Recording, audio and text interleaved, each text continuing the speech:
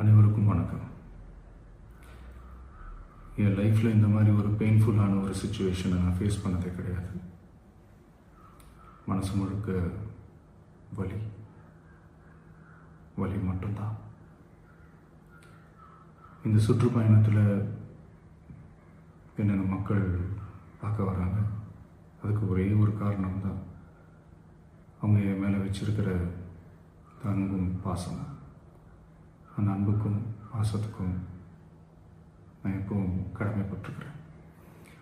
அதனால தான் இந்த சுற்றுப்பயணத்தில் மற்ற எல்லா விஷயங்களையும் தாண்டி மக்களுடைய சேஃப்டி, அதில் எந்த காம்ப்ரமைஸும் பண்ணிடக்கூடாதுன்றதுக்காக தான் அது என் மனசில் ரொம்ப ஆழமாக இருக்கும் அந்த எண்ணம்.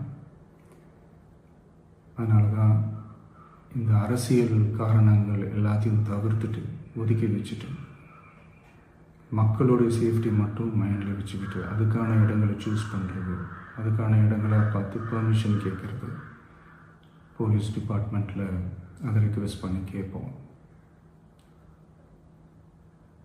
ஆனால் நடக்கக்கூடாதது நடந்துருச்சு. நானும் மனுஷன் தானே. அந்த நேரத்தில் அத்தனை பேர் பாதிக்கப்பட்டு இருக்கும்போது எப்படி அந்த ஊரை விட்டுட்டு என்னால் கிளம்பி வர முடியும்? நான் திரும்ப அங்கே போகணும்னு இருந்துச்சுன்னா அதை ஒரு காரணம் காட்டி அங்கே வேறு சில பதட்டமான சுச்சுவேஷன்ஸ், வேறு சில அசம்பாவிதங்கள் அந்த மாதிரி எதுவும் நடந்துடக்கூடாதுன்றதுக்காக தான் நான் அவாய்ட் பண்ணேன். இந்த நேரத்தில் சொந்தங்களை இழந்து தவிக்கிற அத்தனை குடும்பங்களுக்கும் என்னுடைய ஆழ்ந்த இரங்கலை தெரிவிச்சுக்கிறேன். எனக்கு தெரியும், என்ன சொன்னாலும் இது ஈடையாகாதுன்னு எனக்கு தெரியும். ஹாஸ்பிட்டலில் ட்ரீட் பண்ணிகிட்ருக்கிற எல்லாருமே சீக்கிரமாக க்யூர் ஆகி வரணுன்றதை இந்த நேரத்தில் நான் வேண்டிக்கிறேன். கூடிய சீக்கிரமே உங்கள் எல்லாரையும் நான் சந்திக்கிறேன். இந்த நேரத்தில் எங்களுடைய வலிகளை, எங்களுடைய நிலைமையை புரிஞ்சுக்கிட்டு எங்களுக்காக பேசின அரசியல் கட்சிகளை சார்ந்த நண்பர்கள், தலைவர்கள் அனைவருக்கும் என்னுடைய நன்றியை தெரிவிச்சுக்கிறேன். கிட்டத்தட்ட ஒரு 5 மாவட்டத்துக்கு பிரச்சாரத்துக்கு போனோம். இந்த மாதிரி எதுவுமே நடக்கல. ஆனால் கரூரில் மட்டும் ஏன் எப்படி நடக்குது, எப்படி நடக்குது?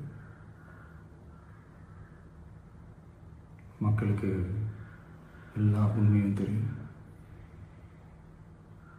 மக்கள் எல்லாத்தையும் பார்த்துக்கிட்டு இருக்கிறாங்க.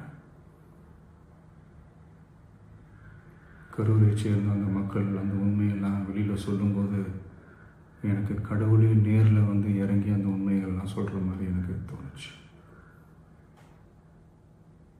சீக்கிரமே எல்லா உண்மைகளும் வெளியில் வரும்.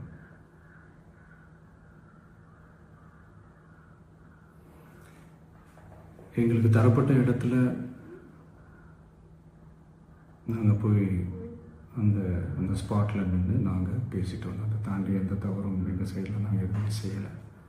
பட் இருந்தாலும் எங்கள் கட்சியை சேர்ந்த நிர்வாகிகள், தோழர்கள் மேலே எஃப்ஐஆர், அது மட்டும் இல்லை சோஷியல் மீடியாவை சேர்ந்த நண்பர்கள், தோழர்கள் அவங்க மேலே எஃப்ஐஆர்லாம் போட்டு இப்போ பிடிச்சிக்கிட்டு இருக்கிறாங்க.